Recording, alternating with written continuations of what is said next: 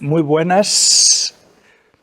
Seguimos en el Instituto Internacional Americano y hoy vamos a hablar del desarrollo de la química durante la Ilustración. Para ello tenemos la suerte de tener con nosotros a una especialista que viene desde el País Vasco, es la doctora Inés Pellón.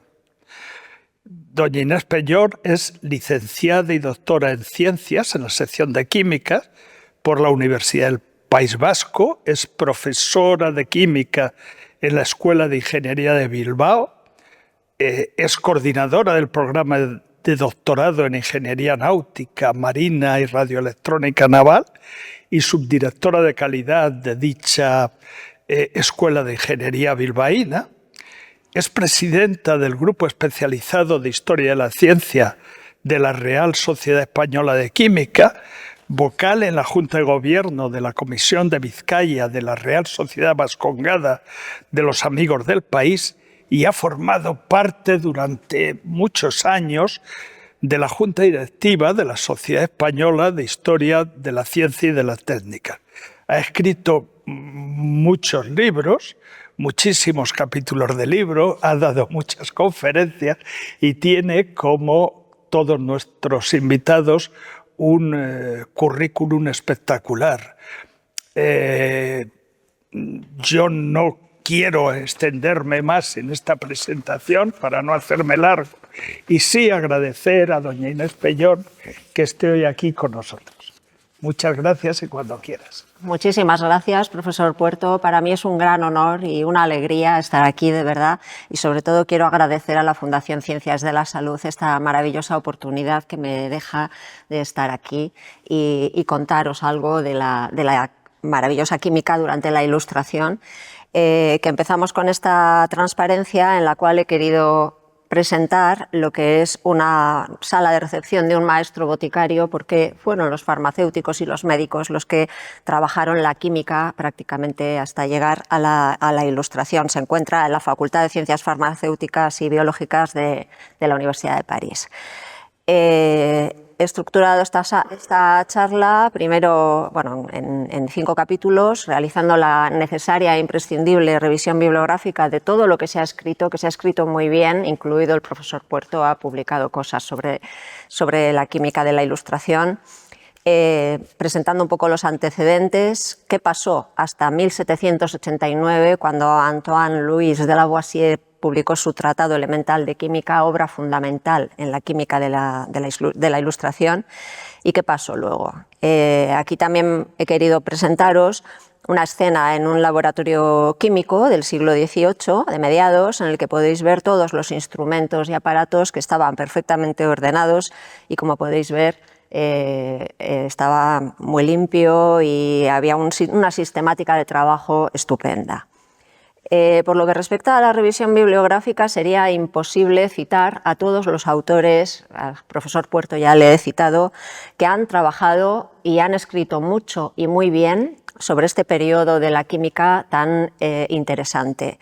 Al leerlos, yo me siento como este aprendiz de boticario que aparece en este grabado del siglo XIX, frente a su maestro, que tiene hasta diferente altura por lo grandes que son todos estos escritores. Y bueno, aparece en un libro de un farmacéutico inglés que se llamaba William Lewis, que trabajó mucho sobre el mineral platina, recién descubierto y analizado en este momento. Si empezamos con la química hasta 1699, recordad que la química era palabra árabe, que proviene del arte sagrado, que se dice que ya la cultivaban en el antiguo Egipto. En el siglo XII se denominaba alquimia, alchimia, alquemia, y yo lo que os quiero transmitir es que podían fabricar desde tiempo inmemorial numerosos productos químicos utilizando técnicas que hoy en día siguen en boga, como la purificación de sustancias, la destilación, la sublimación, la calcinación, etc. Utilizaban aparatos como los que usamos hoy en día, hornos, alambiques, crisoles, y eran capaces de sintetizar y de utilizar reactivos y productos que están en boga hoy en día. Proliferó la minometalurgia, es decir, el análisis de los minerales, y por supuestísimo la farmacia y la medicina. Y esta imagen que os he puesto aquí proviene de un libro que se titula Quirugía, que es un libro, no, es un manuscrito del primer cuarto del siglo XIX, que es precioso.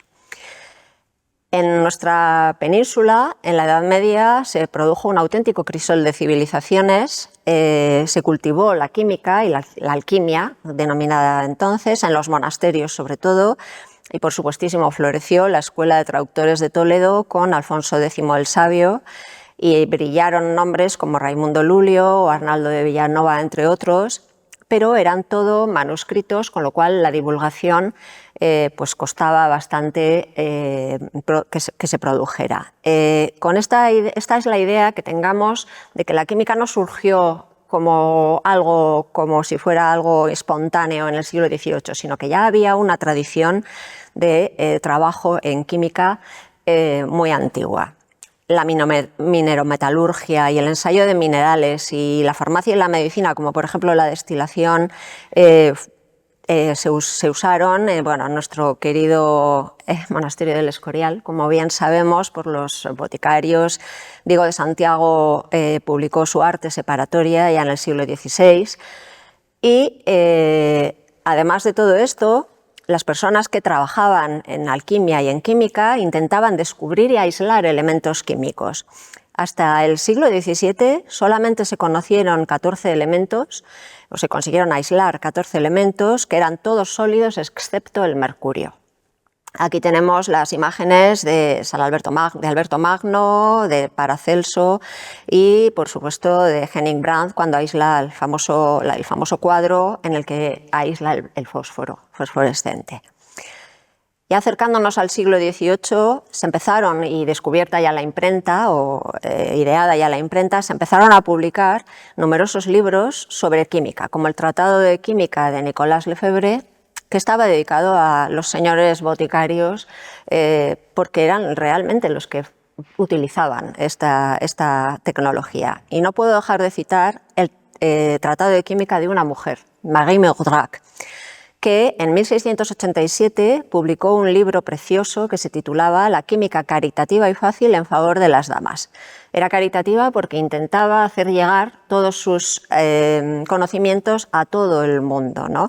En Francia se publicaron 5 ediciones, se tradujeron al alemán 4 ediciones y también en italiano. Por desgracia, no hubo ninguna en español, en castellano, aunque aquí se leía el francés.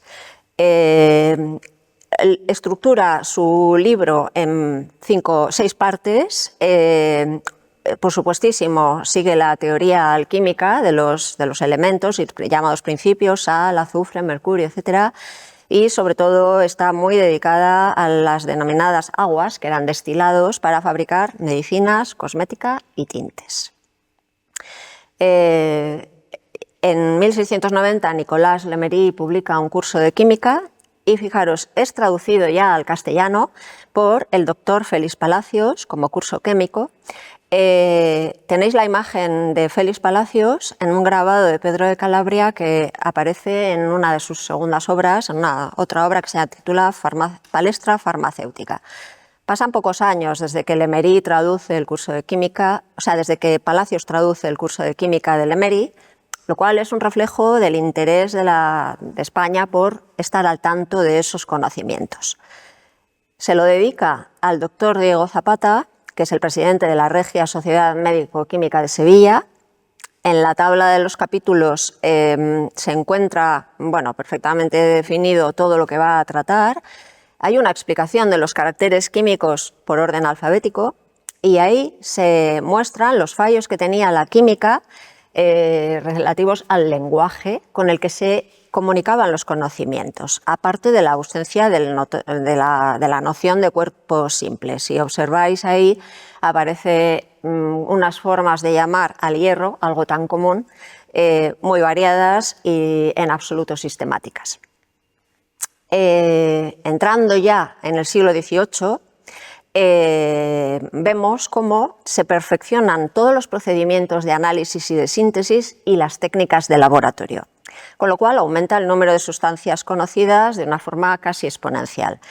llegamos a 20 elementos, al conocimiento y al aislamiento de 20 elementos, que son todos sólidos, y sí que quiero incidir en que veáis que aparece un elevado, cada vez muchos nombres de personas que trabajaban sobre los temas químicos, es decir, que no era una labor de una única persona, sino que era, digamos, un trabajo comunitario. Aquí tenéis una imagen de otro laboratorio químico. Me ha parecido muy curiosa porque lo que podéis ver es que lo mismo está perfectamente estructurado, ordenado, limpio, y al fondo de la imagen se ve una puertita donde se observa que está el mostrador con el farmacéutico vendiendo al público los productos que están fabricando en el laboratorio de química que tiene en la trastienda. Este otro laboratorio, esta otra imagen, proviene de un libro del citado farmacéutico William Lewis, el inglés, y bueno, lo mismo, aparece totalmente ordenado y clasificado, y observad que en la parte de la derecha, justo al lado del ventanal, hay la imagen de dos balanzas perfectamente situadas donde más luz hay para poder realizar todo tipo de mediciones cuantitativas. El problema era que, como todos los elementos eran sólidos, se había despreciado todo lo que era el estado gaseoso. En Inglaterra se empieza a trabajar en lo que denominaban química neumática, es decir, el estudio de los gases. En ella florecieron los trabajos de varios científicos, Hales, Black, Cavendish, Presley, y aquí podéis ver a la derecha, en esa imagen, una representación de cómo se recogían los productos de una combustión a través de un cubo acodado, se sumergían en una cubeta con agua y se recogían en una bombona hermética, y así se podían recoger los gases. Así se identificaron numerosos gases y también se pudo simplificar su manipulación. En la parte de arriba podéis ver cómo el experimentador sopla a través de esa especie de embudo que tiene ahí y recoge los propios gases que emite él, que exhala él. Claro, esto estaba pasando en Inglaterra. Al otro lado del Canal de la Mancha, Francia no era ajena a estos nuevos descubrimientos, y le encarga, a través de la Academia de Ciencias francesa, a uno de sus miembros, que se apellidaba Magellan, que se trasladara a Inglaterra y observara qué era lo que ocurría y elaborara un informe, y Magellan lo hizo. Y entonces todos los científicos intentaron explicar lo que pasaba en las combustiones y en las calcinaciones, y entonces floreció la teoría del flogisto. Becher lo denominó a una sustancia que formaba parte de las sustancias terrapinguis, y Stahl lo llamó flogisto. Su idea estaba equivocada, era justo a la inversa de lo que ocurría en realidad. Pensaba que los óxidos, cuando captaban flogisto, se transformaban en metales cuando se calcinaban o quemaban. Y esto era justo lo contrario que ocurre. En realidad, hoy en día sabemos que el metal se combina con el oxígeno y forma el óxido. Claro, en principio la teoría del flogisto explicaba bien algunos hechos experimentales siempre y cuando no se realizaran medidas cuantitativas. Pero en el momento en que se empezaba a pesar, se observaba que el peso del óxido era mayor que el peso del metal. Y esto no era posible. ¿Cómo era posible que el metal con flogisto pesara menos que el óxido sin flogisto? ¿Vale? Esa era una de las contradicciones. Bueno, se decidió que era invisible, que era enmascarado, que explicaba casi todo. En 1750 se generalizó. Y para explicar esta incongruencia, incluso se llegó a afirmar que el flogisto es que tenía un peso negativo. En fin, en Europa se produce en 1760 aproximadamente la denominada Revolución Industrial, que todos conocemos, y florece la química cuantitativa. Empiezan a pesar, los químicos empiezan a pesar de forma cada vez más rigurosa. Bergman, Schill, Werner, Wenzel, Kirwan y Richter publican un montón de trabajos. Y en Francia, por supuesto, Guiton de Morveau, Fourcroy, Berthollet, incluso Lavoisier. Y se produce lo que los historiadores de la química denominamos en química una revolución anunciada. ¿Por qué anunciada? Bueno, pues porque en la compilación de conocimientos químicos y, bueno, y físicos, matemáticos y de todas las ciencias que se conocían en aquel momento, que fue la Encyclopédie, y que fue continuada por la Encyclopédie Méthodique, era el autor de la palabra chimie, Benel, indicó que la química poseía bastantes fallos, entre ellos no tener un modelo teórico general que explicara todo, no usar un lenguaje sistemático y concreto, y afirmaba que era necesario que llegara un químico hábil, entusiasta y atrevido que formara o que llevara a cabo una revolución en esta ciencia. Efectivamente, la Encyclopédie, en su agrupación de láminas, bueno, pues tiene una tabla con todos, fijaros, son primero los símbolos alquímicos y luego los nombres por orden alfabético.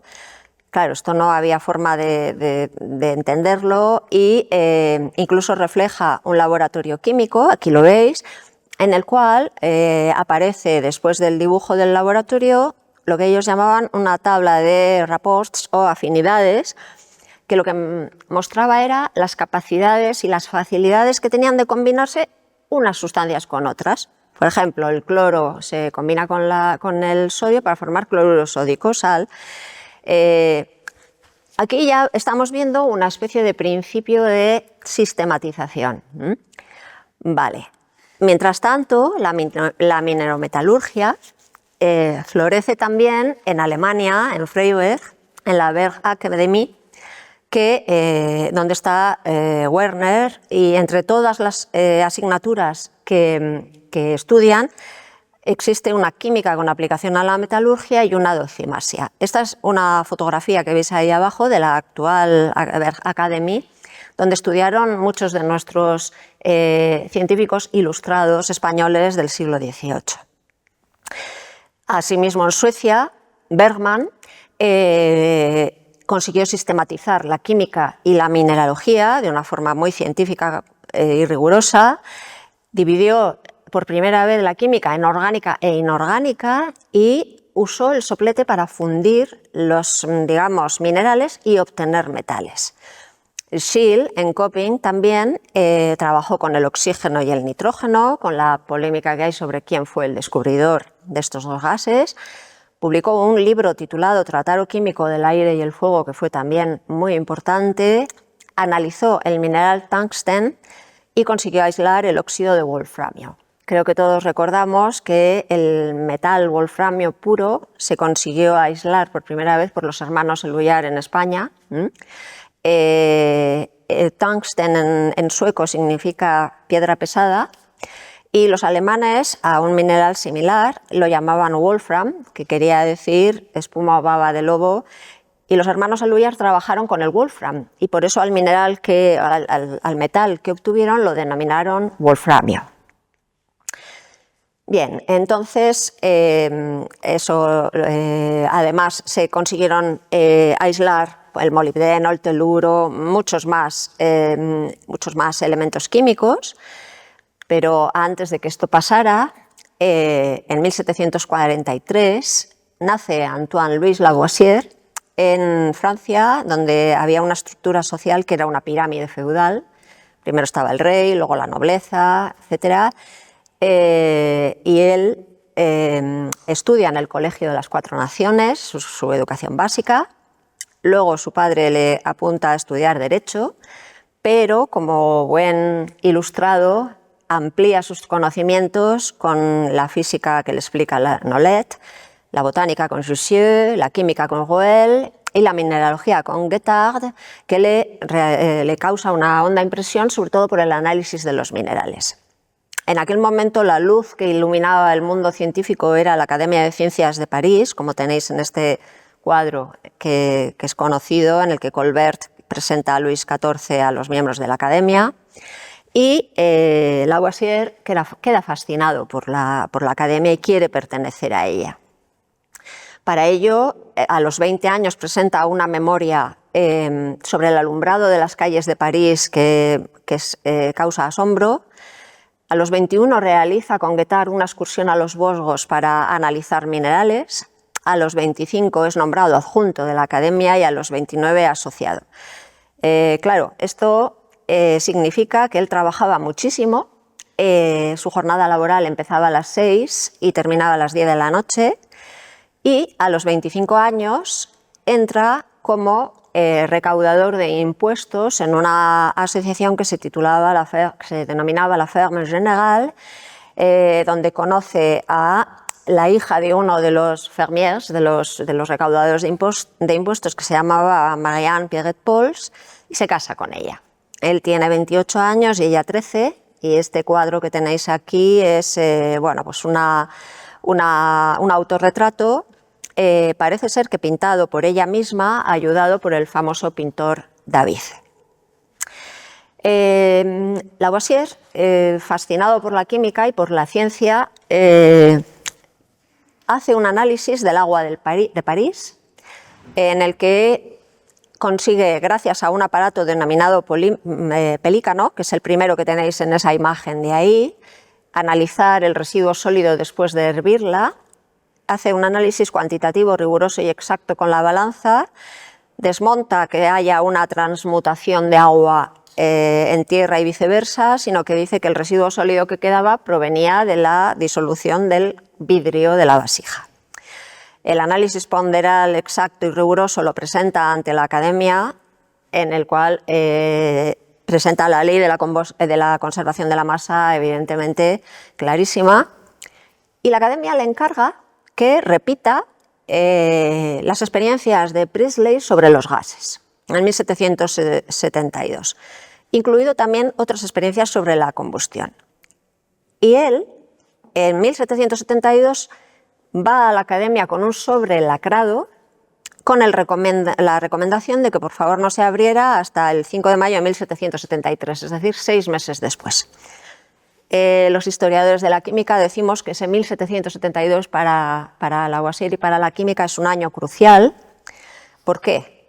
Porque lo que ponía en el sobre lacrado, con palabras del propio Lavoisier, era que él había realizado un importante descubrimiento, y lo repite 3 veces, realiza una interpretación teórica del fenómeno que estudia, que son las calcinaciones y las combustiones, las calcinaciones de los óxidos, lo confirma, lo generaliza, aplica el método científico experimental exactamente igual que hoy en día, siguiendo sus pasos: observación, enunciación de una hipótesis, verificación, reproducibilidad del experimento. Y en 1773 escribe en febrero en su nuevo cuaderno de laboratorio, empieza un nuevo cuaderno, y él dice que voy a realizar una revolución en física y en química, esa revolución que había anunciado Benel. Este aparato que tenéis aquí a la derecha es una lente con la cual se condensaba la luz solar sobre un objeto que estaba situado en el centro, ahí lo veis. Es lo que se denomina una cuba hidroneumática, es decir, tiene agua, y los gases que se producen se recogen con esa campana. Y Lavoisier los recoge, los analiza y los pesa. El experimento lo magnifica, y aquí tenéis, ya lo veis, el mismo sistema sobre, a través de lo que él llamaba las lentillas ardientes, que serían unas lupas, y Lavoisier es el caballero que está ahí con una especie de máscara en los ojos para no quemarse, realizando la experiencia. Aparece en las obras de química que se publicaron de forma póstuma en 1862. Entonces empiezan sus años más creativos, publica opúsculos físicos y químicos que reflejan una modernidad en sus planteamientos, trabaja las calcinaciones y las reducciones, y además de trabajar recaudando impuestos, trabaja en la compañía de pólvoras y salitres, traslada su residencia al Arsenal Real y se hace cargo de la producción de pólvora. Enuncia la teoría de la acidez, en la cual al oxígeno lo denomina generador de ácidos, realiza experimentos sobre el calor con Laplace, reconoce al azufre como un elemento y realiza numerosos experimentos sobre la respiración con el animalillo que hoy conocemos, conejillo de Indias. En España se produce la primera clase de química por el francés Louis Proust. Los hermanos Éluard, como ya hemos indicado, aíslan el wolframio. En esta casa de Zabala, en Vergara, con los crisoles de Zamora. Y bueno, ese laboratorio era fantástico, tal y como se reconocía por otros científicos extranjeros. Lavoisier realiza después la síntesis del agua y su descomposición mediante una experiencia espectacular, rechaza públicamente el flogisto y con una brillante argumentación y con un cuidado exquisito para no ofender a los miembros de la academia, que eran sus pares, abrió camino a la investigación química con una gran genialidad. Este es un laboratorio de Lavoisier que está en París, que se puede visitar, y claro, el edificio teórico que Lavoisier estaba fabricando necesitaba un lenguaje exacto y concreto. Y por ello, con los otros tres grandes químicos franceses, Vuitton, Fourcroy y Berthollet, se inicia la reforma de la nomenclatura, intentando cambiar los nombres que eran arbitrarios por algunos que fueran más sistemáticos. Se basan en las ideas de Condillac, en el que, según la ciencia bien hecha, necesitaba un lenguaje bien hecho. Se partía de un objeto real, ese llegaba a la sensación, generaba una idea, la palabra y el lenguaje, y de ahí al conocimiento.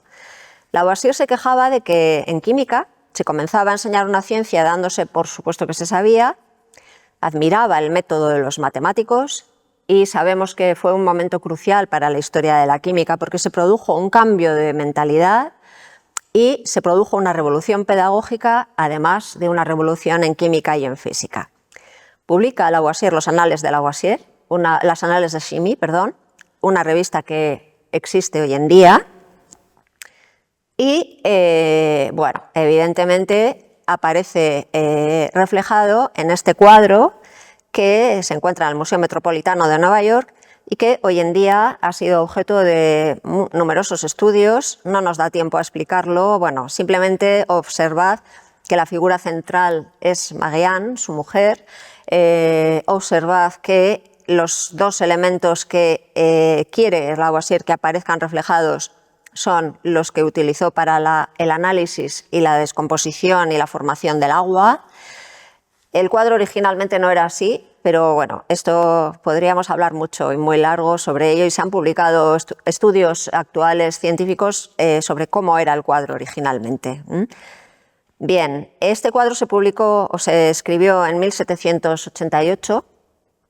En 1787 publica el método de nomenclatura química y en España se traduce solamente un año después. ¿Por quién? Por Pedro Gutiérrez Bueno, que era profesor en el Real Laboratorio de Química de Madrid. El método de nomenclatura tenía una tabla en la cual aparecían los nombres modernos y los nombres antiguos. Así.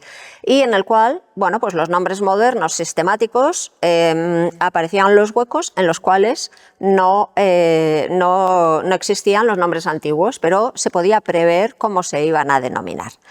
También aparecía una tabla de símbolos que no fue utilizada, al parecer, por la dificultad en la imprenta de de reproducirlos. La teoría de Lavoisier también tuvo sus detractores en algunos de sus aspectos. Uno de ellos fue un español, Juan Manuel de Aréjula y Prucet, cirujano de la Armada y químico ilustrado, en el que admitía todo menos que era el oxígeno el generador de los ácidos, y él prefirió llamarlo arxicayo, es decir, principio quemante. Tenía razón. Publica varios trabajos, recorre Inglaterra y bueno, regresa a Cádiz después de su recorrido como catedrático de química. Fue alumno de Fourcroy, llegando a ser su demostrador. Entonces, el Tratado de Química, pasamos ya al apartado D, en 1789, incluía todo el tema de la nomenclatura. Y podemos observar cómo estaba orientado a todos los fluidos aeriformes, sobre todo era lo más importante para Lavoisier, las combustiones y las calcinaciones. Los dibujos, los grabados que aparecen, fueron realizados por su esposa, que además era la que le había traducido los libros ingleses al francés. Lavoisier no sabía inglés, pero ella sí.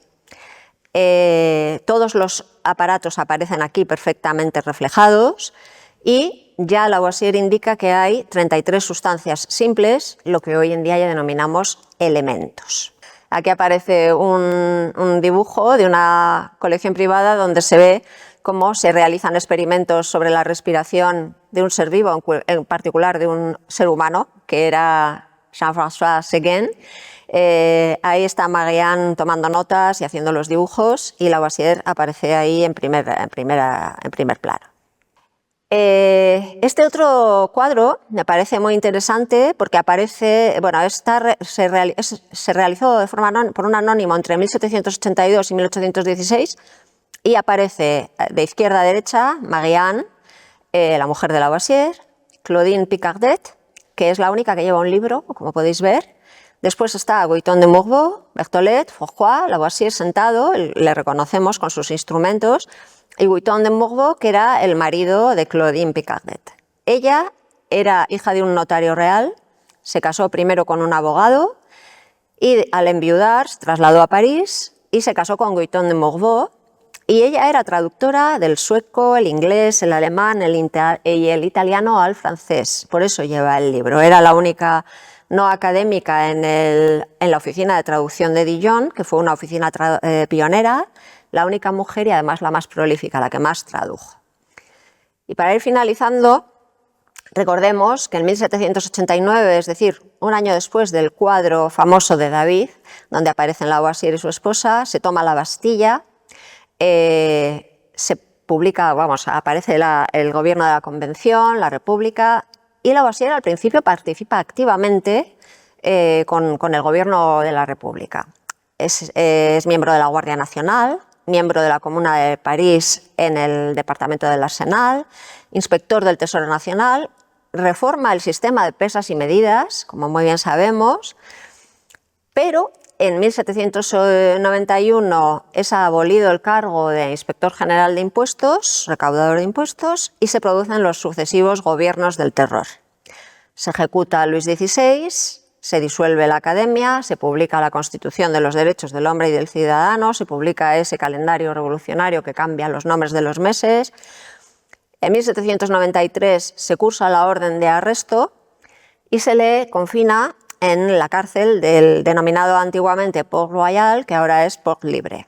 Está preso 5 meses y al cabo de 5 meses, el 8 de mayo, es decir, ayer fue su conmemoración, el Tribunal Revolucionario juzga a 32 fermiers, de los cuales 28 son guillotinados, incluido Lavoisier.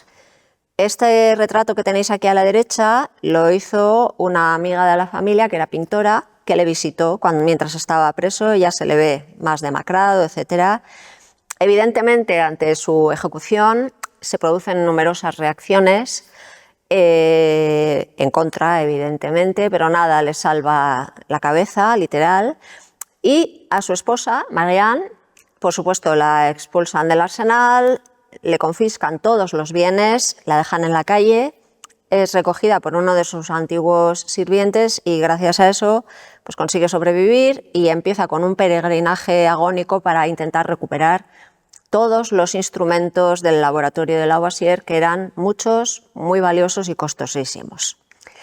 En fin, bueno, en España hay mucho interés antes de que esto ocurra por la química, lo sabemos.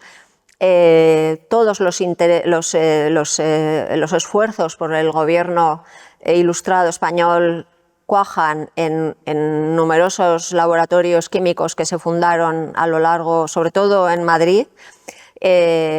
Todos ellos al final en 1799 se condensan y se agrupan en el denominado Real Laboratorio Químico, que estaba en la calle del Turco, que hoy es el edificio de la Real Academia de Jurisprudencia y Legislación, del que era director Louis Proust. Y el Tratado Elemental de Química de Lavoisier, que fue tan importante, es traducido en 1798 por Juan Manuel Munarriz, que era capitán de artillería y también científico ilustrado. Lo traduce literal Munarriz y, bueno, para que veáis, fue un gran químico, publicó un libro titulado Arte de fabricar el salino y la potasa, etc.